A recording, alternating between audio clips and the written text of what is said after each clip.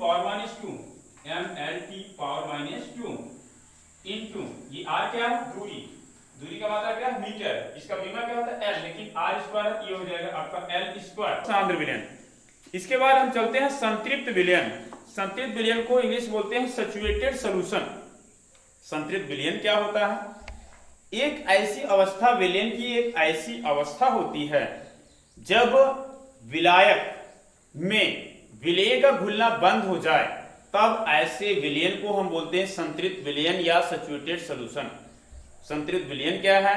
संतृप्त विलयन विलयन की एक ऐसी अवस्था होती है, उस अवस्था के पहुंचने पर विलायक में विलेय का घुलना बंद हो जाएगा, तो ऐसे विलयन को हम बोलेंगे संतृप्त विलयन।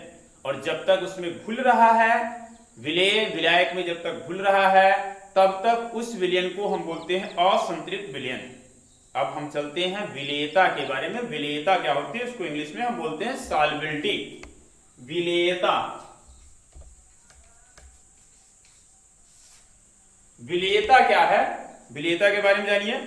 किसी पदार्थ की वह मात्रा, किसी पदार्थ की वह मात्रा जो निश्चित ताप पर, किसी पदार्थ की वह मात्रा जो निश्चित ताप पर 100 ग्राम विलायक को संतृप्त करने के लिए आवश्यक होती है, पदार्थ की विलेयता कहलाती है।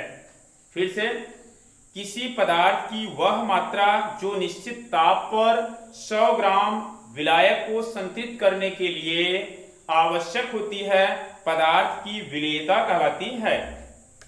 तो चलिए ठीक है, विलेयता को प्रभावित करने वाले कारक के बारे में हम थोड़ा सा जानेंगे। अगला टॉपिक आपका है विलेयता को प्रभावित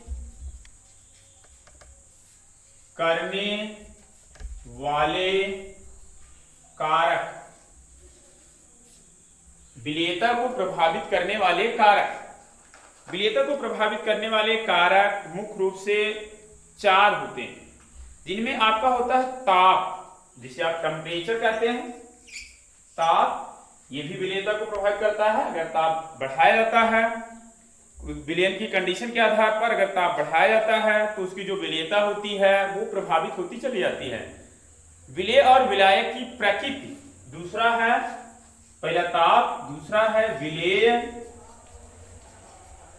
और विलायक की, विलेय और विलायक की प्रकृति। दूसरा कारक ये आपको प्रभावित करेगा। इसमें 2 स्थितियां होती हैं, एक ध्रुवीय विलायक है कि अध्रुवीय विलायक है। किसी विलायक में वे पदार्थ विलेय होते हैं जिनकी प्रकृति विलायक जैसी होती है। आयनिक या ध्रुवीय पदार्थ ध्रुवीय विलायकों में घुलते हैं, जबकि अध्रुवीय पदार्थ अध्रुवीय या क्षीय ध्रुवीय विलायकों में घुलते हैं।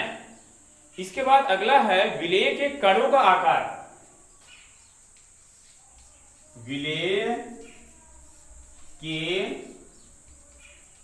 कणों का आकार। विलेय के कणों का आकार। किसी क्रिस्टलीय ठोस के छोटे कण बड़े कणों की अपेक्षा जल्दी घुलते हैं। किसी क्रिस्टलीय ठोस के छोटे कण बड़े कणों की अपेक्षा जल्दी घुलते हैं। इसके बाद है सम आयन प्रभाव।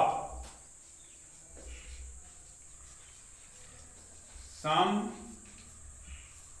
आयन प्रभाव। सम आयन प्रभाव। सम आयन प्रभाव। विलयन में सम आयन की उपस्थिति से, विलयन में सम आयन की उपस्थिति से साधारणतः अल्प विलेय लवणों की विलेयता घट जाती है।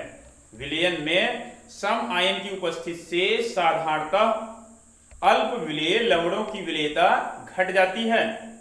जैसे AgCl की जल में विलेयता, AgCl की जल में विलेयता सोडियम क्लोराइड के विलयन की अपेक्षा अधिक होती है, क्योंकि क्लोराइड आयनों की उपस्थिति AgCl की विलेयता को कम कर देती है।